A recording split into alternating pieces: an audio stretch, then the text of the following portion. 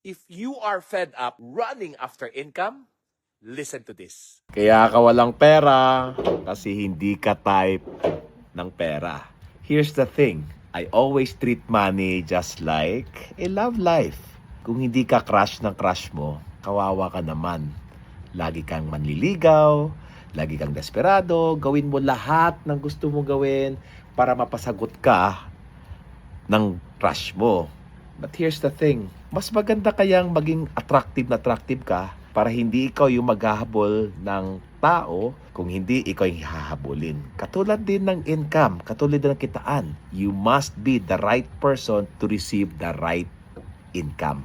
Of course, given na rin yung looks, importante na yon, but more than looks is your personality. Do you show up with a lot of excitement in life?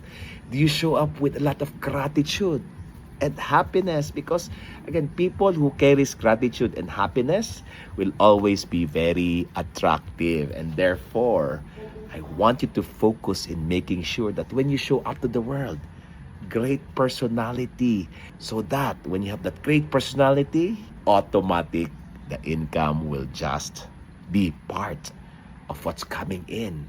Ikaw yung hahabulin because why? Just like love life, hindi ka maghahabol kung ikaw ay hot, sexy, successful, masayang laging kasama, kasi ikaw yung hahabulin.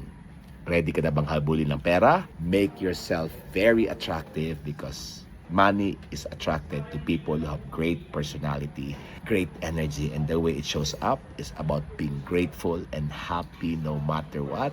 When you do that, happy money will just fall in line to be with you.